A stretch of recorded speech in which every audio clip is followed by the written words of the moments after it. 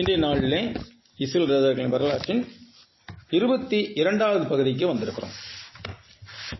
கடந்த வாரத்துக்கு முந்தின வாரத்திலே நாம் சாமுவேலின் மரணம் குறித்து சில விஷயங்களை கண்ணோக்கினோம். சாமுவேல் இஸ்ரவேலிலே கடைசி நியாயாதிபதியாகவும் பெரிய தீர்க்கதரிசியாகவும் எழும்பியிருந்தார். அவருடைய மரணம் நிகழ்ந்த பிற்பாடு தாவீதுடைய வாழ்க்கையில் நடந்தவற்றை நாம் தொடர்ந்து பார்க்க போகின்றோம். இங்கே நான் வாசித்தோம், மாகோனிலே ஒரு மனுஷன் இருந்தான். அவனுக்கும் தாவீதுக்கு என்ன தொடர்பு? இதை நாம் தொடர்ந்து பார்க்கும்போது புரிந்து கொள்வோம். அவன் பெரிய பணக்காரன், ஆனால் அவனுடைய ஆடுகள் வனாந்தரத்திலே மேய்க்கப்பட்டுக் கொண்டிருந்த வேலைக்காரர்களால். அப்போ வழிப்பறிக்காரர்கள், கொள்ளைக்காரர்களால் ஆடுகளை அடித்து கொண்டு போவதற்கு வாய்ப்பு உள்ளது. அப்படிப்பட்ட நேரங்களில் தாவீது அதை காப்பாற்றி இருக்கிறான். காடுகளிலே வனாந்தரத்திலே அவன் 600 பேரோட சுற்றிட்டு இருந்தான் இல்லையா? நம்மால் இவன் ஒரு பணக்காரன், அப்ப இவனுக்கு நம்ம காப்பாற்றணும், இவனுடைய ஆடுகளை எல்லாம் காப்பாற்றணும் அப்படிங்கிற ஒரு எண்ணத்தோடு தாவீது அங்கே காப்பாற்றிருக்கிறான். அந்த வகையில தான் அந்த தொடர்பு இருந்திருக்கிறது. அது எப்படி என்பதை இப்பொழுது நாம் பார்க்க போகின்றோம். மாகோன் என்பது ஒரு இடம். மாகோனிலே ஒரு மனுஷன் இருந்தான். அவனுடைய தொழில்துறை கர்மேலில் இருந்தது. கர்மேல் பர்வதம் என்று சொல்றோம் இல்லையா? பின்னாளிலே எலியா கர்மேல் பர்வதத்திலே தான் என்ன செய்தார்? யெசபேலுடைய தீர்க்கதரிசிகளோடு போராடினார். அந்த கர்மேல் பக்கத்துல அவனுக்கு தொழில்துறை இருந்தது. தொழில்துறையினாக்க அந்த மனுஷன் மகாபாரி கொடுத்தாங்கன்னா பெரிய விவசாயி, மிகப்பெரிய விவசாயியாக இருந்தான். அவனுடைய விவசாய தொழில் எதிலே இருந்தது? ஆடுகள் மேய்ப்பதிலே இருந்தது. செம்மறி ஆடுகள், வெள்ளாடுகளை மேய்த்துக் கொண்டிருந்தான். அந்த வெள்ளாடுகளும் கூட அது வேறு விதமான ஆடுகள். இந்த ரெண்டுமே எதற்கென்று வளர்க்கப்பட்டிருக்கிறதுனாக்கா, அந்த வெள்ளாடு செம்மறியாடு இவற்றுடைய முடியை வெட்டி அதை கம்பளமாக நெய்வார்கள். அதான் அவர்களுக்கு அறுவடை நாள். அந்த முடியை வெட்டுறது அறுவடை நாள். இப்ப திராட்சை பழத்தை நம்ம பழம் வெட்டுறப்ப நம்ம சந்தோஷமா இருப்போம் இல்லையா? அதே மாதிரி அவங்க அவனுடைய தொழில்துறை கர்மேலில் இருந்தது. அந்த மனுஷன் மகாபாரி கொடுத்தனக்காரனா இருந்தான். அவனுக்கு 3000 ஆடும் 1000 வெள்ளாடும் இருந்தது. அவன் அப்பொழுது இந்த நிகழ்வு நடந்த போது கர்மேலில் தன் ஆடுகளை மயிர் கத்தரித்துக் கொண்டிருந்தான். அப்ப நம்ம எப்படி திராட்சை பழம் அறுவடை செய்யறோம் இல்லையா? அதே மாதிரி ஆடுகளுக்கு மயிர் கத்தரிக்கிறது. ஒட்டை வெட்டி விட்டுருவாங்க ஆட்டு மயிரை. அப்ப அந்த ஆட்டு முடியெல்லாம் எடுத்து சுத்தம் பண்ணி அதை விற்பனைக்கு அனுப்புவார்கள். அதை கம்பளி நெய்கிறவர்கள் வாங்கி கொண்டு போவார்கள். அந்த மாதிரி ஒரு அறுவடை காலம் அவனுக்கு. அந்த வேளையில எல்லாருமே சந்தோஷமா இருப்பார்கள். அவன் என்ன செய்வான்? தன்னுடைய வேலைக்காரர்களுக்கு, தன்னுடைய உறவினர்களுக்கெல்லாம் பெரிய விருந்தெல்லாம் வைத்து கொண்டாடுவான். எனக்கு நல்ல கர்த்தர் நிறைய காரியங்களை கொடுத்திருக்காரு, எனக்கு ஆட்டு முடி இவ்வளவு வந்திருக்குது, நல்ல விலைக்கு போகும் என்று சந்தோஷத்திலே அவன் செய்வான் அதை. அப்ப அந்த மனுஷனுக்கு நாபால் என்று பேர். நாபால் என்றால் முட்டாள் அல்லது புத்தி இல்லாதவன் என்று அர்த்தம். நாபால் என்ற பெயரே முட்டாள் அல்லது புத்தி இல்லாதவன் என்று அர்த்தப்படுகிறது. அவன் மனைவிக்கு அபிகாயில் என்று பெயர். அபிகாயில் என்றால் அழகு நிறைந்தவள், மகிழ்ச்சி நிறைந்தவள் என்று அர்த்தம். இந்த பதம் வேதாகமத்திலேயே மற்றும் 2 பெண்களுக்கு தான் பயன்படுத்தப்பட்டிருக்குது. யார் யாருக்குனாக்கா, ராகேலுக்கு, எஸ்தருக்கு. அழகும் அறிவும் நிறைந்தவர்கள் என்று சொல்லப்படுகிறது. பிரியமானவர்களே, இந்த அபிகாயில் எப்படிப்பட்டவர்களாக இருந்தால்? மகா புத்திசாலியும் ரூபவதியுமாய் இருந்தாள். அதாவது அறிவும் அழகும் சேர்ந்திருப்பதுங்கிறது ரொம்ப அபூர்வம். பொதுவாக ஆண்கள்டையும் சரி பெண்கள்டையும் சரி, அழகா இருக்கணும் அறிவா இருக்க மாட்டாங்க, அறிவா இருக்கணும் அழகா இருக்க மாட்டாங்க ஒரு பழமொழி இருக்குது. இவள் அழகாகவும் இருந்தால் புத்திசாலியாகவும் இருந்தால். ஆனால் இவ்வளவு புத்திசாலியான ஒரு பெண் எப்படி இப்படிப்பட்ட ஒரு மனிதனுக்கு வாழ்க்கைப்பட்டால் என்று தெரியவில்லை நமக்கு. பழைய நேரங்களில் அப்படித்தான் நடக்கிறது. பெண்கள் நல்ல பெண்களாக இருப்பார்கள், ஆனால் முரட்டு போய் மாட்டிக்குவாங்க. அந்த மாதிரி நிறைய காரியங்கள் நடக்குது. அப்ப அந்த ஸ்திரீ மகா புத்திசாலியும் ரூபவதியுமாய் இருந்தாள். அந்த புருஷனும் முரடனும் துராகிரதனுமாய் இருந்தான். அவன் காலேபுடைய சந்ததியான். காலேப் யாரு? காலேப் யார் ஞாபகத்துக்கு வரும் நமக்கு? யோசுவா.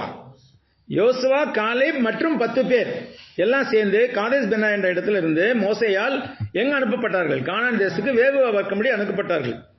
அப்படி போயிட்டு வந்த அந்த 12 வேவுகாரர்களே யோசுவாவும் காலேபும் மாத்திரம்தான் நல்ல செய்தி கொண்டு வந்தார்கள். மிச்ச 10 பேர் என்ன செய்தாங்க? மக்களுக்குள்ள துர்ச்செய்தி பரம்ப செய்தார்கள். அந்த நாட்டில் நம்ம உபயோகிக்க முடியாது. எப்பேற்பட்ட ஆளுநர் இருக்காங்க, ராட்சசிங்களா இருக்காங்க.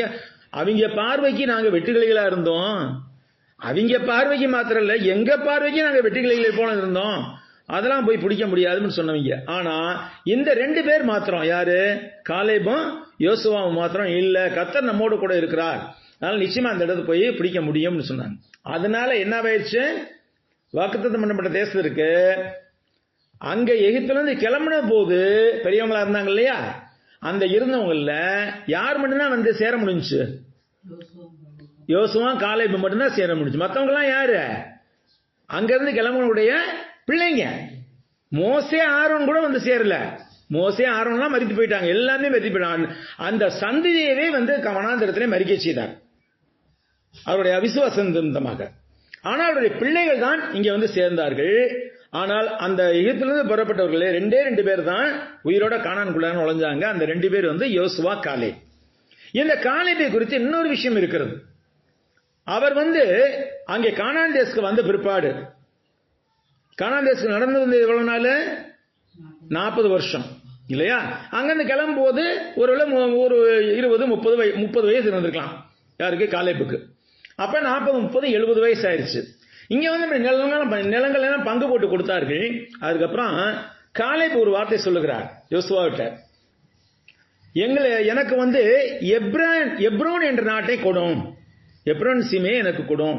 நான் அங்க இருக்கிற மக்களை பூரா அடித்து விரட்டி விட்டு நிச்சயமாக நம்ம மக்களை எங்க குடியேற்றுவேன். நான் எகிப்திலிருந்து புறப்பட்ட போது அந்த நாள் நம்ம வேவுக போனோம் இல்லையா, அந்த நாள்ல இருந்த பலம் எனக்கு இன்னும் இருக்கிறது என்கிறார் காலேப். எப்ப? 80-85 வயசுல சொல்றாரு. நான் எகிப்து நாட்டை விட்டு நம்ம புறப்பட்டு வந்த போது, நம்ம வேவாக போன போது நான் எனக்கு இருந்த அதே பலம் இப்ப இருக்குங்கிறார். அப்ப அதெல்லாம் ஆண்டவருடைய கிருபை தான். ஒரு மனிதனுக்கு நல்ல பலம் இருக்கிறது, நல்ல உறுதிப்பாடு இருக்கிறது உடல்ல என்றால் அதெல்லாம் ஆண்டவருடைய பலம், ஆண்டவருடைய கிருபை தான். ஏன்னா இன்னைக்கு எத்தனை பேரை பார்க்கிறோம் வியாதிகளால வேதனைப்பட்டுக் கொண்டிருக்கிறார்கள். நம்ம ஆண்டவர் அந்த அளவுக்கு நல்ல சுகத்தோடு வைத்திருக்கார், நன்றி செலுத்த வேண்டும். இப்ப இந்த காலேப் ஒரு நல்ல சந்ததியை உருவாக்கினார். ஆனாலும் அந்த காலேப் வம்சத்திலே இந்த நாபால் ஒரு புத்தி இல்லாதவனாய் இருந்தான். இது எப்படி அப்படின்னு தெரியல நமக்கு. ஆனா நாபால் ஒரு முரடனும் துராகிரதனுமா இருந்தான். இந்த நாபால் தன் ஆடுகளை மேய்க்கத்திருக்க செய்தியை வனாந்திரத்துக்கு தாவீது கேட்ட பொழுது, வனாந்திரத்தை தாவீது பயந்து ஒளிந்து கொண்டிருக்கிறார் சவுலுக்கு. அப்போ அங்க நாபால் மயிர் கத்திருக்கிறார் அப்படிங்கிற செய்தி தாவீதுக்கு கிடைக்கிறது.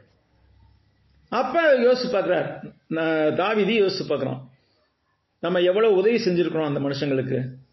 அதாவது நாபாலுடைய வேலைக்காரர்கள் இருக்காங்களே, ஆடு மேய்ப்பவர்கள் இருக்காங்க இல்லையா, அவங்க எல்லாம் பாலைவனத்தில் வனாந்தரத்தில் ஆடுகளை மேய்த்து கொண்டிருந்த போது மிருகங்கள் அந்த ஆடுகளை அடிக்காமல் பாதுகாத்தார்கள். அதோட மற்ற திருடர்கள் திருடி கொண்டு போகாமல் பாதுகாத்தார், துணையாக இருந்தார்கள். அது பின்னாடி ஒருத்தன் சொல்லுவான், நாபாலுடைய வேலைக்காரன் ஒருத்தன் சொல்லுவான். அப்ப நாம அப்படி செஞ்சதுனால இப்ப நம்ம நிலைமை ரொம்ப இடர்பாட்டில் இருக்குது. சவுல் துரத்திக்கிட்டு இருக்கான், என்ன செய்யணும் தெரியல. அப்ப அவன்கிட்ட கொஞ்சம் ஆளுகளை அனுப்புவோம், நம்ம ஆளுகளை கொஞ்சம் அனுப்புவோம், ஏதோ அவனால முடிஞ்சதை கொடுக்கட்டும். இவன் பற்புறத்துல உங்களை கைக்கு வந்ததை நீ கொடுப்பா அப்படின்னு தான் சொல்லி கேட்க போறான் அப்படின்னு சொல்லிட்டு நினைக்கிறான். என்ன செய்தான்? தாவீது 10 வாலிபரை அழைத்து, நீங்கள் கர்மேலுக்கு போய் நாபாலத்தில் சென்று என் பேரை சொல்லி அவன் சுகசெய்தியை விசாரித்து, நாங்க தாவீதிலிருந்து வந்திருக்கோம் முதல்ல சொல்லுங்க, அவர் நல்லா இருக்காரான்னு கேளுங்க. அதுக்கப்புறம் என்ன செய்யுங்க, அவனை நோக்கி நீர் வாழ்க, உமக்கு சமாதானமும் உம்முடைய வீட்டுக்கு சமாதானமும் உமக்கு உண்டான எல்லாவற்றுக்கும் சமாதானமும் உண்டாவதாக என்று சொல்லி அவனை வாழ்த்துங்க. முதல்ல சுகசெய்தியை விசாரிங்க, அதுக்கப்புறம் சமாதானம் சொல்லி வாழ்த்துங்க அவனை. அதற்கு பிறகு என்ன செய்யுங்க, நீங்க இப்பொழுது ஆடுகள் மயிர்கத்திரர்கள் உம்மிடத்தில் இருக்கிறார்கள் என்று கேள்விப்பட்டேன். யார்? தாவீது சொல்றது மாதிரி சொல்லணும் அவங்க. இப்போதும் ஆடுகளை மயிர்கத்திருக்கிறவர்கள் உம்மோடு இருக்கிறார்கள் என்று கேள்விப்பட்டேன். உம்முடைய மேய்ப்பர் எங்களோட கூட இருந்தார்கள். அவர்கள் கர்மேலில் இருந்த நாளெல்லாம் நாங்கள் அவர்களை வருத்தப்படுத்தினதில்லை. அவருடைய பொருள் ஒன்றும் காணாமல் போனதும் இல்லை. என்ன செஞ்சோம்? உம்முடைய வேலைக்காரரை கேளும், அவர்கள் உமக்கு சொல்லுவார்கள். ஆதலால் இந்த வாலிபருக்கு உம்முடைய கண்களிலே தயை கிடைக்க வேண்டும். நல்ல நாளிலே வந்தோம், உம்முடைய கைக்கு உதவுவதை உம்முடைய ஊழியக்காரருக்கும் உம்முடைய குமாரனாகிய தாவீதுக்கும் கொடுக்கும்படி வேண்டுகிறேன் என்று சொல்லுங்கள் என்றான். தாழ்மையா தான் கேட்கிறான் தாவீது. நான் உன்னுடைய சொத்துக்களை தான் வனாந்திரத்திலிருந்து பாதுகாத்திருக்கிறேன். இப்ப நான் அனாதரவா நிக்கிறேன், ராஜா என்னை துரத்திக்கிட்டு இருக்கிறேன், எனக்கு வேற வழி இல்லை. ஏதோ உணவுப் பொருட்கள் கொடுத்தீங்கன்னா நானே என்னோட இருக்கணும், பிழைச்சுக்கணும். உணவு கைக்கு வர்றதை கொடுங்க, இவ்வளவு கொடுங்கன்னு சொல்லி கண்ட்ரோலும் பண்ணல, கைக்கு வர்றதை கொடுங்க அப்படிங்கிறான். அதுக்கு என்ன செஞ்சிருக்கலாம் நாபால்? வேலைக்காரரை கேட்டுக்கலாம். வேலைக்காரரை கேட்டு இவன் சொல்றதெல்லாம் உண்மைதானா, ஏன்னா இவனுக்கு தெரியறதுக்கு வாய்ப்பு இல்லை. வேலைக்காரருக்கு தாவீதோட நிலப்பழக்கம் இருக்கும், தாவீது கிட்ட இருந்து ஆள்கள் வந்திருக்கிறானே, இவங்க சொல்றதெல்லாம் உண்மைதானாப்பான்னு கேட்டிருந்துக்கலாம். அப்படி கேட்கல. அவன் முரட்டு சுபாவம் உள்ளவன். அவன் என்ன சொல்றான்? நாபால் தாவீதின் ஊழியக்காரருக்கு பிரதித்திரமாக, தாவீது என்பவன் யார்? ஈசாயின் குமாரன் யார்? எப்படி இருக்குது? தாவீது என்பவன் யார்? இவனுக்கு தெரியுது, எல்லாமே தெரிஞ்சுட்டு கேட்கிற கேள்வி. இது கிண்டல் பண்றது மாதிரி இந்த கேள்வி. தாவீது யாரியா? ஈசாயுடைய மகன் யாரியா? இந்த நாட்கள்ல என்ன செய்த? இந்த நாட்களில் தங்கள் எஜமான்களை விட்டு ஓடி போகிற வேலைக்காரர் அநேகர் உண்டு. யார எஜமான்னு சொல்றாங்க? சவுல எஜமான்னு சொல்றான். தன்னுடைய எஜமானை விட்டு ஓடி போகிற அநேக வேலைக்காரர் உண்டு. அப்ப தாவீதுடைய வரலாறு தெரிஞ்சிருக்குது, ஃபுல்லாமே தெரியாம கேட்கல. நான் என்ன செய்யறேன்? நான் என் அப்பத்தையும் என் தண்ணீரையும் என் ஆடுகளை மயிர்க்கத்திற்காக நான் அடித்த சமையல் பணியை எடுத்து இன்ன இடத்தார் என்று அறியாத மனுஷருக்கு நான் கொடுப்பேனா? இன்ன இடத்தார் அறியாமலா ஈசாயின் மகன் கேட்டான். தெரியும், தெரிஞ்சுக்கிட்டு வேணும்னே இந்த மாதிரி ஒரு திமிர்த்தனமா பேசுறாங்க. யாரு? நாபால். அது யாருடைய பேச்சையும் கேட்க மாட்டான், முரடனாக துராதரனாக இருந்தான். அதனால நான் என்னுடைய ஆட்களுக்காக சமையல் பண்ணுவதை எடுத்து இன்னிடத்தார் என்று அறியாத மனுஷருக்கு நான் கொடுப்பேனா என்று கேட்கிறான். தாவீதின் வாலிபர் தங்கள் வழியை திரும்பி மறுபடியும் தாவீதிடத்தில் இந்த வார்த்தைகள்லாம் அவனுக்கு அறிவித்தார்கள். அப்ப என்ன செய்ய? ஒன்றும் பண்ற முடியாது. ஒருத்தன் கொடுக்கறன்னு இஷ்டம் தான் கொடுக்கலாம், கொடுக்காத பிடிவாதமா பிடுங்க முடியும்? போங்கடா அப்படின்னு போறாங்க. இந்த வாலிபர்கள் 10 பேர் வந்தாங்க இல்லையா, எங்க நாபால்கிட்ட. அவங்க திருப்பி தாவீதுகிட்ட போறாங்க. போயிட்டு அவன் சொன்னதெல்லாம் சொல்றாங்க. எப்படி இருக்கு தாவீதுக்கு? பயங்கரமா கோபம் ஆயிடுச்சு தாவீதுக்கு. என்ன செய்யறான்? அப்பொழுது தாவீது தன் மனுஷரை பார்த்து 13வது வசனம், நீங்கள் அவரவர் உங்கள் பட்டயத்தை கட்டிக்கொள்ளுங்கள் என்றான். அவரவர் தங்கள் பட்டயத்தை கட்டிக்கொண்டார்கள். தாவீதும் தன் பட்டயத்தை கட்டிக்கொண்டான். ஏறக்குறைய 400 பேர் தாவீதுக்கு பின் சென்று புறப்பட்டு போனார்கள். 200 பேர் ரஸ்த காலண்டியில் இருந்து விட்டார்கள். மொத்தம் 600 பேர் இருக்காங்களே தாவீதோட, அதுல 200 பேர் காவலுக்கு வச்சுக்கிட்டு 400 பேரை கூட்டிட்டு போறான். எதுக்காக? கேட்கறதுக்காக இல்ல, சுத்தமா நிர்மூலமாக்கணும் பிளான் பண்ணிட்டு போறான். எவ்வளவு செஞ்சிருக்கோம் இவனுக்கு, இவன் கொஞ்சம் கூட நம்ம மதிக்காம இருக்கிறானே அப்படின்ட்டு. அப்பொழுது இங்க என்ன நடக்குது பாருங்க, நாபால் வீட்டில் என்ன நடக்குது பாருங்க. அப்பொழுது வேலைக்காரர்கள் ஒருவன் நாபாலுடைய மனைவியாகிய அபிகாயிலை நோக்கி, இதோ நம்முடைய எஜமானுடைய சுகசெய்தி விசாரிக்க தாவீது வனாந்திரத்திலிருந்து ஆட்களை அனுப்பினான், அவர்கள் பேரில் அவர் சீறினார். எஜமானுடைய சுகசெய்தி விசாரிக்கிறதுக்கு தாவீது ஆட்கள் அனுப்புறாரு. ஆனா நம்ம எஜமான் என்ன செய்யறாரு? அவங்கள்ட்ட கோபப்பட்டு பேசிட்டாரு.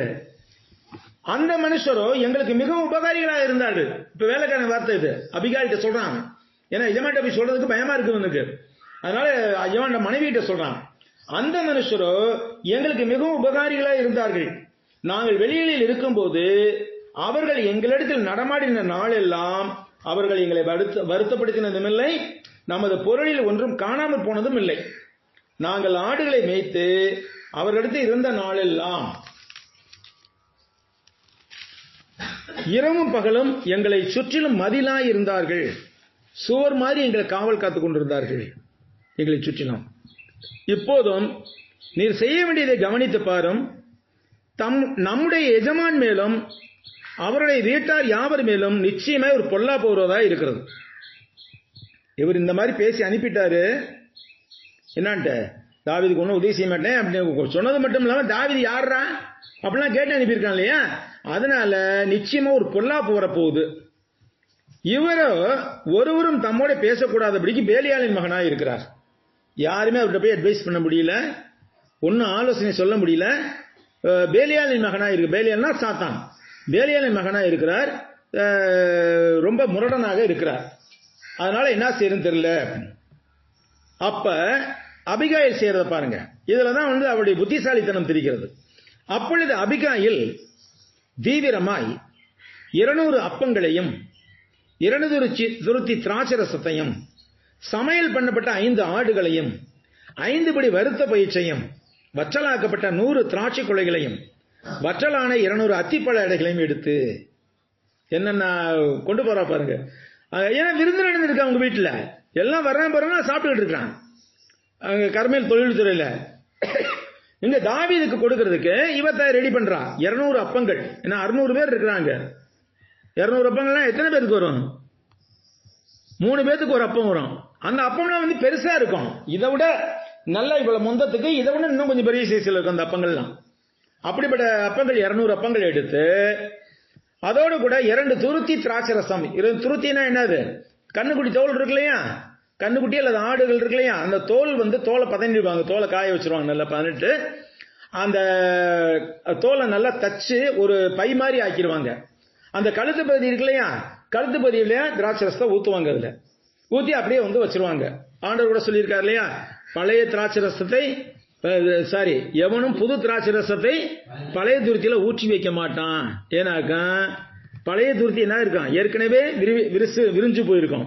புது திராட்சை ஊத்தும் போது இந்த புது திராட்சை வீரியத்தினால இன்னும் விரிய பார்க்கும், ஆனா விரிய முடியாது தோல். அப்ப என்ன ஆகும், விரியதுக்கு பதிலா வெடிச்சிடும்.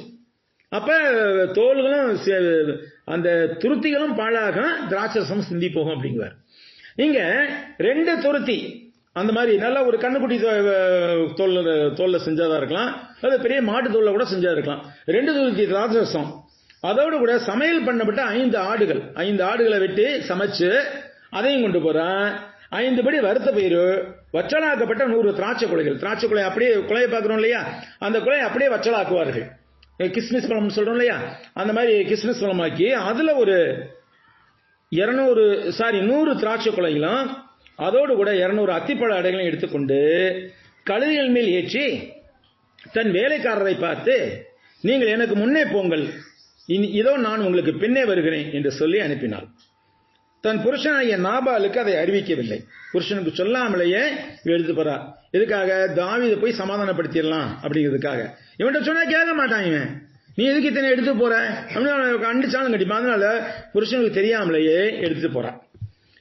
அவள் ஒரு கழுதையின் மேல் ஏறி மலையின் மறைவில் இறங்கி வருகையில் இதோ தாவீதும் அவன் மனுஷரும் அவளுக்கு எதிராக இறங்கி வந்தார்கள். அவர்களை சந்தித்தாள். தாவீதோட மனுஷங்க பூரா சேர்ந்து தாவீதோட மனுஷர்லாம் வந்துகிட்டு இருக்காங்க. மலையில இறங்கி வந்துகிட்டு இருக்கான். வந்துகிட்டு இருக்கும்போது எடுத்து அப்படியே இவங்க வர்றாங்க. தாவீது இவளை பார்க்கறான். பார்த்துட்டு இவள்கிட்ட ஒன்றும் பேசல, யார்கிட்ட, அபிகாயில்கிட்ட ஒன்றும் பேசல.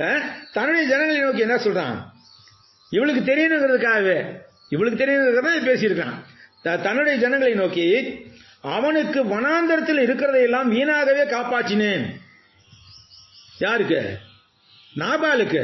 வனாந்தரத்தில் இருக்கிறதெல்லாம் வீணாத்தான் நான் காப்பேன். என் வேலை பூரா வீணான வேலையா போயிடுச்சு. அவனுக்கு உண்டானதில் எல்லாம் ஒன்றும் காணாம போனதில்லை என்றாலும் நன்மைக்கு பதிலாக எனக்கு தீமை செய்தான். அவனுக்கு உண்டான எல்லாவற்றிலும், யாருக்கு? நாபாலுக்கு உண்டான எல்லாவற்றிலும் சுவரில் நீர் விடும் ஒரு நாயை முதலாய் பொழுதுபிடி மட்டும் நம் உயிரோட வைத்தால் தேவன் தாவீதின் சத்துருக்களுக்கு அதற்கு சரியாக அதற்கு அதிகமாக செய்ய கடவர்கள் இன்னும் சொல்லி இருந்தான். யாருக்கிட்ட? தன்னுடைய ஆட்கள்கிட்ட சொல்லிக்கிட்டு இருக்கான். ஒரு சுவரில் நீர் விடுற ஒரு நாயை கூட நான் உயிரோட விட்டு வைக்க மாட்டேன், எல்லாத்தையும் அழிக்க போறேன் அப்படின்னு சொல்லியிருக்கான். அபிகாயில் தாவீதை காண்கையில் தீவிரமாய் கழுதையை விட்டு இறங்கி தாவீதுக்கு நேராக தரையில் முகங்குப்புற விழுந்து பணிந்து சமாதானம் பண்ணுங்கிறதுக்காக என்ன செய்யறவ எந்த நிலைக்கு இறங்க தயாராயிட்டான். அப்ப கழுதையை விட்டு இறங்குறா. தாவீதை பார்த்தோன்னே கழுதையை விட்டு இறங்கி அப்படியே முகங்குப்புற தரையில விழுந்து பணிந்து கொள்கிறாள். பணிந்து அவன் பாதத்திலே விழுந்து, என் ஆண்டவனே, இந்த பாதகை மென்மேல் சுமரட்டும். உம்முடைய அடியாளுடைய வார்த்தைகளை நீர் கேட்கும் பொருட்டாக உம்முடைய அடியாள் உமது செவி கேட்க பேச வேண்டும். நான் சொல்றத முத கேளுங்க. நீங்க சொல்ற சவால்லாம் ஒரு பக்கம் இருக்கட்டும், நான் சொல்றதை தயவு செய்து கேளுங்க அப்படின்னு சொல்லிட்டு என்ன செய்றான், என் ஆண்டவனாகிய நீர் நாபால் இருந்த பேலியாலின் மனுஷை ஒரு பொருட்டாக என்ன வேண்டாம். இந்த ஆளை நீங்க ஒரு ஆளாகவே கருதாதீங்க, வேண்டாம், விட்டுருங்க. அவன் பேர் எப்படியோ அப்படியே அவனும் இருக்கிறான். அவன் பெயர் நாபால், அவனுக்கு பைத்தியமும் இருக்கிறது. நம்முடைய அடியாளாகிய நானும் என் ஆண்டவன் அனுப்பிய வாலிபரை காணவில்லை. அவன் கொஞ்சம் பைத்தியம் லூஸ் பிடிச்ச மாதிரி பேசுவான் எப்பயுமே. ஏன்னா மனைவிக்கு தெரியும் இல்லையா கணவனுடைய இயல்புகள். அப்ப சொன்ன அந்த ஆளு ஒரு பைத்தியம் மாதிரி பேசுவாங்க, விட்டுருங்க. நீங்க அனுப்புனவங்கள நான் பார்க்கல. நான் பார்த்திருந்தா ஒருவேளை விஷயம் வேற மாதிரி இருந்தது, நான் கொடுத்து விட்டுருவேன் அவங்கள்ட்ட. நான் பார்க்கவே இல்லை. அவன்கிட்ட வந்ததுனால அவன் கண்டமானிக்கு பேசி அனுப்பி விட்டான். இப்போதுமே என் ஆண்டவனே, நீர் ரத்தம் சிந்த வரவும் உம்முடைய கை நீதியை சரிக்கட்டவும் கர்த்தர் உமக்கு இடம் கொடுக்கவில்லை என்பதை கர்த்தருடைய ஜீவனை கொண்டும் உம்முடைய ஜீவனை கொண்டும் சொல்லுகிறேன். எவ்வளவு ஒரு அருமையான வார்த்தைகள் பாருங்க. அதான் ஒரு புத்திசாலி பெண்ணுடைய வாயிலிருந்து வருது. என்ன சொல்றான், நீர் கிளம்பி வந்துட்டீங்க, ஆனாலும் கூட கர்த்தர் இதுக்கு உங்களை அனுமதிக்கல, அதை நீங்க புரிஞ்சுக்கங்க அப்படிங்கிறான். எப்படி இதை கர்த்தர் அனுமதிக்கலன்னு சொல்றான்? இவன் அவன் சிந்திச்சு பார்க்கணுக்காக அதை சொல்றான். நீங்க பிறப்பிட்டு வந்தீங்க, ஆனா இந்த செயலை செய்யறதுக்கு கர்த்தர் உங்களை அனுமதிக்கல, அதை நீங்க யோசிச்சுக்கங்க. இப்போதும் உம்முடைய சத்துருக்களும் என் ஆண்டவனுக்கு விரோதம் பொல்லாப்பு தேடுவதும் நாபாலை போல ஆக கடவர்கள். தன்னை கணவன் கூட பார்க்கல அவ. உம்முடைய சத்துருக்களும் உமக்கு பொல்லாப்பு தேட நினைக்கிறவளும் இதே மாதிரியே ஆகி போயிடும், நாபால் மாதிரி ஆக கடவர்கள். இப்போதும் உமது அடியாள் என் ஆண்டவனுக்கு கொண்டு வந்த காணிக்கையை ஏற்றுக்கொண்டு என் ஆண்டவனை பின்பற்றுகிற வாலிபருக்கு கொடுப்பீரார்கள். இதை இந்த நான் கொண்டு வந்திருக்க காணிக்கலாம் எடுத்துக்கங்க. எடுத்துட்டு உம்மோடு இருக்கிற ஆட்களுக்கெல்லாம் அதை பகிர்ந்து கொடுங்க. உமது அடியாரின் பாதகத்தை மன்னியும். கர்த்தர் ஏன் இதை சொல்றானாக்கா, இது ஒருவேளை கர்த்தருடைய வாக்கு போல இருக்கிறது. பாருங்க, கர்த்தர் என் ஆண்டவனுக்கு நிலையான வீட்டை நிச்சயமாய் கட்டுவார். ஒரு நாளைக்கு நீங்க ராஜாவா ஆகுவீங்க. என் ஆண்டவன் கர்த்தருடைய யுத்தங்களை நடத்துகிறவராமே. நீர் உயிரோடு இருக்கிற நாளில் ஒரு பொல்லாப்பும் மில் காணப்படாதிருப்பதாக. ஒருவேளை நாபாலை தாவீது சென்று கொன்று போட்டிருந்தால், அவனுடைய சபதப்படியே அவன் செய்து முடித்திருந்தால் என்னவா இருக்கும், அதை யோசித்து பார்ப்போம். அவன் ராஜாவாகிற போது எல்லாம் பேசுவாங்க, ஏடா சாப்பாடு கொடுக்க மாட்டேன்னு சொன்னதுக்கா நாபால் வீட்டார பூரா அழிச்சவன்ல இவன் போய் எப்படி நாட்டை காப்பாற்ற முடியும் அப்படின்னு பேசுவாங்க இல்லையா. இந்த அழிவில் இருந்து, இந்த கெட்ட பேரில் இருந்து தாவீதை காத்தாளுவல், அதான் இவருடைய நற்பண்பு. உம்மை துன்பப்படுத்தவும் உம்முடைய பிராணனை வாங்க வகை தேடவும் ஒரு மனுஷன் எழும்பினாலும் என் ஆண்டவனுடைய ஆத்மா உம்முடைய தேவனாகிய கர்த்தரின் ஆதரவில் இருக்கிறது. ஜீவனுடைய கட்டிலே கட்டப்பட்டிருக்கும் உம்முடைய சத்துருக்களின் ஆன்மாக்களோ கவனில் வைத்து எரிந்தாற் போல் எரியப்பட்டு போகும். கவலையே படாதீங்க, நீங்க நிச்சயமா ஒரு நாளைக்கு ராஜாவாகுவீங்க. அப்ப உங்களுடைய சத்துருக்கள்லாம் சிதறி ஓடுவாங்க. அப்படின்னா கவனில் வைத்த கல் போல எரிபட்டு போகும் சொல்றான். கர்த்தர் உம்மை குறித்து சொன்ன நன்மையின்படியெல்லாம் இனி என் ஆண்டவனுக்கு செய்து இஸ்ரவேலுக்கு அதிபதியாக உம்மை நியமிக்கும் போது நீர் விருதாவாய் ரத்தம் சிந்தாமலும் என் ஆண்டவனாகி நீர் பழிவாங்காமல் இருந்தது உண்டானால் அப்பொழுது என் ஆண்டவனாகி உமக்கு துக்கமும் இராது, மன இடர்களும் இராது. கர்த்தர் என் ஆண்டவனுக்கு நன்மை செய்யும் போது உம்முடைய அடியாளை நினைப்பீராக. இதோட முடிக்கிறாங்க. அப்ப இவருடைய பண்புகளை பார்க்கும்போது புருஷன் பொல்லாதவன்னு தெரியுது, ஆனாலும் புருஷனை காப்பாத்தன்னு உணர்வு இருந்திருக்கு. அதனால என்ன செய்யறா, தாவீதுட்ட அந்த உணவுப் பொருட்கள்லாம் கொடுத்துட்டு நீங்க தயவு செய்து மன்னிச்சுக்கங்க, இந்த காரியம் நீங்க செய்யக்கூடாது, இது கர்த்தருக்கு உகந்த காரியம் இல்ல. ஏன்னா ஒரு நாளைக்கு நீங்க ராஜாவாக போறீங்க. அப்படி ராஜாவாக போகும்போது இந்த மாதிரி ஒரு செயலை செஞ்சுட்டு நீங்க ராஜாவானா உங்கள் மேல மக்கள் வீணா பழி தூற்றுவாங்க. இந்த காரியம் வேண்டாம், அவனை விட்டுருங்க, அவன் எப்படியே இருக்கட்டும். அப்படி கர்த்தர் உங்களை தயவு பாராட்டும் போது எனக்கு நீங்க இரக்கம் பாராட்டணும் அப்படின்னு சொல்லிட்டு முடிக்கிறான். பிரியமானவர்களே, அதுல அந்த 31ஆம் வசனம் பாருங்க. நீர் விருதாவாய் இரத்தம் சிந்தாமலும் என் ஆண்டவனை நீர் பழிவாங்காமல் இருந்ததுண்டானால் அப்பொழுது என் ஆண்டவனாகிய உமக்கு துக்கமும் இராது, மன இடர்களும் இராது. கர்த்தர் என் ஆண்டவனுக்கு நன்மை செய்யும் போது நம்முடைய அடியாளை நினைப்பீராக. அப்படி சொன்ன போது இதெல்லாம் கேட்கிற தாவீதுக்கு எப்படி இருந்திருக்கும்? கொஞ்சம் மனசு குளிர்ந்து போயிருக்கும் இல்லையா? ஆக அவன் அப்படி இருந்தாலும் அவனுடைய மனைவி நல்லவளா இருக்கிறாளே அப்படின்னு ஒரு எண்ணம் வந்திருக்கும். அதனால தாவீது என்ன பதில் சொன்னாங்க? அப்போது தாவீது அபிகாயிலை நோக்கி, உன்னை இன்றைய தினம் சந்திக்க அனுப்பின இஸ்ரவேலின் தேவனாகிய கர்த்தருக்கு ஸ்தோத்திரம். நீ சொல்லிய ஆலோசனைகள் ஆசீர்வதிக்கப்படுவதாக. நான் ரத்தம் சிந்த வராத படிக்கும், என் கையே வாங்காத படிக்கும். நீ இன்றைய தினம் எனக்கு தயை பண்ணினபடியால் நீ ஆசீர்வதிக்கப்படுவாயாக. நீ தீவிரமாய் என்னை சந்திக்க வராமல் இருந்திருந்தாயானால், ஒருவேளை அபிகாயில் வராமல் இருந்தா என்ன நடந்திருக்குங்கிறதை சொல்றான் தாவீது. பொழுது விடிய மட்டும் நாபாலுக்கு ஒரு நாய் உயிரோடு வைக்கப்படுவதில்லை என்று உனக்கு பொல்லாப்பு செய்ய எனக்கு இடங்கூடாது இருக்கிற இஸ்ரவேல் தேவனாகிய கர்த்தருடைய ஜீவனை கொண்டு ஆணையாய் சொல்லியிருந்தேன் என்று சொல்லி, அவள் தனக்கு கொண்டு வந்ததை தாவீது அவள் கையிலே வாங்கி கொண்டு அவளை பார்த்து, நீ சமாதானத்துடன் வீட்டுக்கு போ. இதோ நான் உன் சொல்லை கேட்டு உன் முகத்தை பார்த்து இப்படி செய்தேன். அப்ப சமாதானம் பண்ணுகிறவர்கள் பாக்கியவான்கள், அவருடைய தேவனுடைய பிள்ளைகள் என்னப்படுவார்கள் சொல்லி அந்த வசனம் இங்கே நினைவுக்கு வருது நமக்கு. அப்ப என்ன செய்யற, நாபாலுக்கும் தாவீதுக்கு ஏற்பட்ட ஒரு மனக்கசப்பை மாற்றி போட்டு சமாதானத்தை ஏற்படுத்தினாள் இந்த அபிகாயில். அதன் பிறகு என்ன ஆயிடுச்சு, அபிகாயில் நாபாலிடத்தில் வந்த போது இதோ ராஜ விருந்து, கோப்பான விருந்து அவன் வீட்டிலே நடந்தது.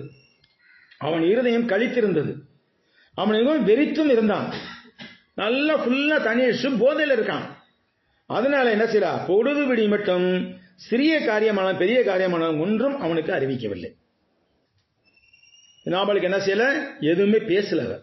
ஏன்னா நல்ல போதையில் இருக்கிறாங்க, நல்ல முட்டை குடிச்சிட்டு ரொம்ப வெறியா இருக்குறதுனால ஒன்னும் பேசல. பொழுது விடிந்து நாபாலின் வெறி தெளிந்த பின்பு, நாபாலுடைய குடி வெறி தெளிந்த பின்பு அவன் மனைவி இந்த வர்த்தமானங்களை அவனுக்கு அறிவித்தாள். எந்த வர்த்தமானங்கள்? தான் தாவீதுட்ட போனது. நீ இப்படி சொன்ன, தாவீது இங்க கிளம்பி வந்துகிட்டு இருக்கான், இதுக்கு படையோட சேர்ந்து வந்துகிட்டு இருக்கான். அதனால நான் போய் என்ன செய்றேன், நான் என்ன செஞ்சேன், தாவீதை சமாதானப்படுத்த போனேன். அந்த செய்தியை போறோம் அப்புறம் சொல்றா புருஷனுக்கு. அதை கேள்விப்பட்ட போது என்ன ஆச்சான் அவனுக்கு, அப்பொழுது அவன் இருதயம் அவனுக்குள்ளே செத்து அவன் கல்லை போலானான். என்ன அர்த்தம்? இருதயம் செத்து போய் கல்லை போலானான், கோமா ஸ்டேஜுக்கு போயிட்டான். அவன் இப்படி நடந்துச்சு அப்படின்னு கோமா ஸ்டேஜுக்கு போயிட்டான். இவ்வளவு நடந்திருக்கா, அப்ப தாவீது என்னை அழிக்க வந்தானா அப்படின்னு அதை நினைச்சோன்னே அப்படியே கோமா ஸ்டேஜுக்கு போயிட்டான். அவன் இருதயம் அவனுக்குள்ளே செத்து அவன் கல்லை போலானான். கர்த்தர் நாபாலை வாதித்ததினால் ஏறக்குறைய 10 நாளைக்கு பின்பு செத்தான். 10 நாளா கோமா ஸ்டேஜிலே இருந்திருக்கான். 10 நாளைக்கு அப்புறம் செத்தும் போயிட்டான். அந்த வார்த்தை கவனிங்க, கர்த்தர் நாபாலை வாதித்ததினால். அதுக்கு பின்னாடி ஒரு காரியம் இருக்கிறது. ஏன்னா இதெல்லாம் ஒரு நன்மையாக செய்கிறார் தேவன். யாருக்கு? தாவீதுக்கு. எப்படி நன்மையாக செய்கிறார்? நாபால் செத்து போனான் என்று தாவீது கேள்விப்பட்ட போது என் நிந்தையின் வழக்கை நாபாலின் கையில விசாரித்து தம்முடைய அடியானை பொல்லாப்பு செய்யாதபடிக்கு தடுத்த கர்த்தருக்கு ஸ்தோத்திரம். இவன் போய் கொண்டிருந்தாங்க, இவன் மேல கொலைப்பழி விழுந்திருக்கும். ஆனால் கர்த்தர் அதை அப்படியே மாற்றி போட்டு கர்த்தர் நாபாலை வாதித்தார். அதனால கோமா ஸ்டேஜிலே 10 நாள் இருந்துட்டு அவன் செத்து போனான்.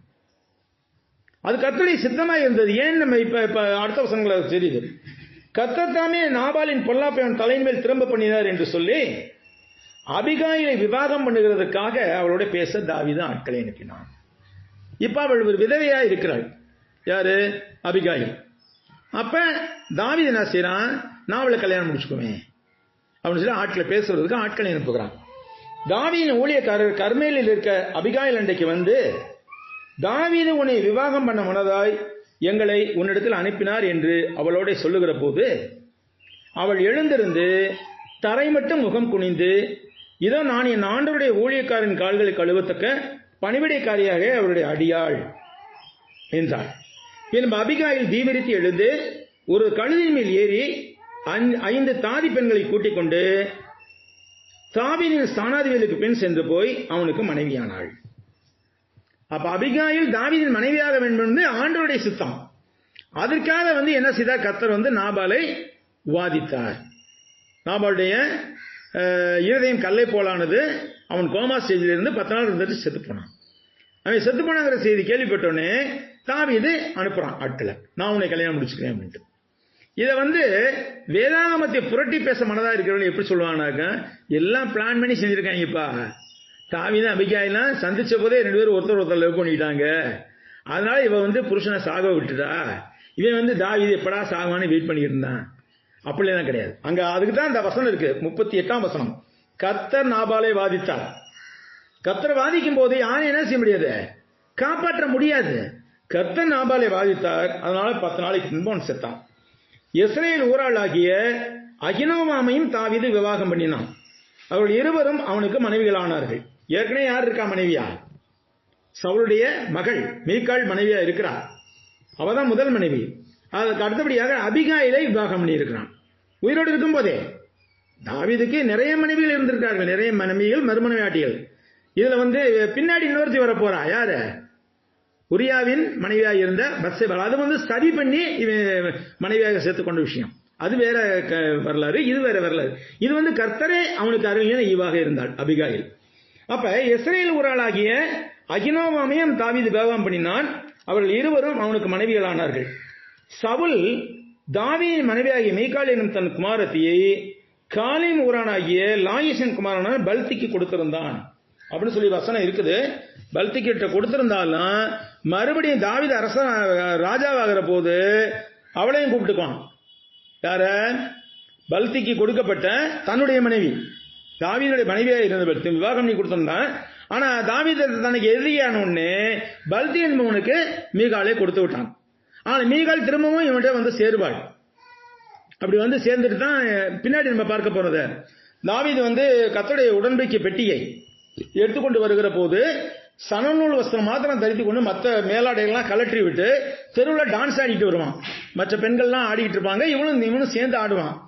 அதை பார்த்துட்டு கிண்டல் பண்ணுவா மீகால். இன்னைக்கு நல்லா இருந்துச்சுப்பா, ராஜா நடுத்தருவில் பொம்பளையோட சேர்ந்து ஆடினது அப்படின்னு கிண்டல் பண்ணுவா. அப்படி கிண்டல் பண்ணதுனால மீகாலுக்கு சாகும் வரைக்கும் பிள்ளை இல்லாமல் போனது. கர்த்தர் அவளுடைய கர்ப்பத்தை அடைத்து விட்டார். அதெல்லாம் பின்னாடி நம்ம பார்ப்போம். ஆக அந்த மீகாலும் சேருவாள். இப்ப யார் இருக்கா? அபிகாயில் இருக்கா ஒரு மனைவியா, அகினோவாம் ஒரு மனைவியா இருக்கா. ஆக சவுல் தாவீதின் மனைவியாகிய மீகாள் என்ற குமாரத்தியை காலின் ஊரானாகிய லாயிசின் குமாரனான பல்திக்கு கொடுத்திருந்தான். பிரியமானவர்களே, இதெல்லாம் கர்த்தருடைய பிரமாணம் வருவதற்கு முன்னால் நடைபெற்ற ஒரு காரியம். ஆதி முதலாக எப்படி இருக்கவில்லை. ஆதியில் எப்படி படைத்தார்? ஒரே ஒரு ஆதாமை படைத்தார், ஒரே ஒரு ஏவாளை படைத்தார். ஆதாமுக்கு ஏவாள், அப்ப ஏவாளுக்கு ஆதாம். ஒரு கணவனுக்கு உயிரோடு ஒரு மனைவி தான் இருக்க முடியும். ஒருவேளை மனைவி இறந்து விட்டால் திருமணம் செய்து கொள்ளலாம், அதுல ஒன்றும் தடை இல்லை. ஆனால் ஒரு கணவன் உயிரோடு இருக்கும் வரை தன்னுடைய மனைவியை தள்ளிவிடக் கூடாது. அதே மாதிரி மனைவியும் உயிரோடு இருக்கும் வரை தன்னுடைய கணவனுக்கு துரோகம் செய்யக்கூடாது. இது கர்த்தர் ஆதியிலே நியமனம். ஆனா இடையில பிரமாணங்கள் கொடுக்கப்பட்ட போது அவர்களுடைய மனக்கடின நிமித்தமாக என்ன செய்தார்? மனைவியை தள்ளி வைக்கலாம் என்று ஒரு கட்டளையை கொடுத்திருந்தார் தேவன். அதை இயேசு கிறிஸ்து கேட்ட போது அவர் என்ன சொல்றாரு? மோசே மனைவியை பிடிக்கலன்னா தள்ளி வச்சிடலாம் மோசே கட்டளையிட்டு இருக்காரு அப்படிங்கும்போது, உங்கள் மனக்கடின நிமித்தமாக கொடுக்கப்பட்டதுடா. ஆதி முதலா எப்படி இருக்கவில்லை. ஆதி முதல்ல எப்படி இருந்தது? ஆதாமுக்கு ஏற்ற துணையை உண்டாக்க வேண்டும் என்று சொல்லி ஒரு பெண்ணை தான் உண்டாக்கினார். அவர்கள் இன்னொரு சேர்ந்து வாழ வேண்டும் என்று சொல்லி அவர் சொல்லுவார். ஆனால் இந்த இடைப்பட்ட பிரமாணத்தில் வாழ்ந்த இந்த தாவீது நிறைய மனைவிகளை வைத்திருந்தான், நிறைய மறுமனையாட்டிகளும் அவனுக்கு இருந்தார்கள். ராஜா என்பவருக்கு அந்த மாதிரி செய்யக்கூடிய ஒரு அதிகாரம், பவர் இருந்தது. அதே மாதிரி சாலமோனும் அதே போட்டுதான். சாலமன் ராஜாவும் இது மாதிரி தான் நிறைய மனைவிகள், நிறைய மறுமனையாட்டிகள் இருந்தார்கள். ஆனாலும் கூட இதெல்லாம் கர்த்தருடைய பிரமாணம் வரும் வரை, கிறிஸ்துவின் பிரமாணம் வரும் வரை இடைப்பட்ட காலத்தில் நடந்த மீறுதல்கள் என்றுதான் சொல்ல வேண்டும். இந்த மீறுதல்களை ஆண்டவர் சகித்துக் கொண்டிருந்தார். ஒரு குறிப்பிட்ட வேளை வரும் வரைக்கும் சகித்துக் கொண்டிருந்தார். இந்த தொடர்ச்சியை நாம் அடுத்த வாரத்தில் பார்ப்போம். கர்த்தர் தாமே நம்மை ஆசீர்வதிப்பாராக.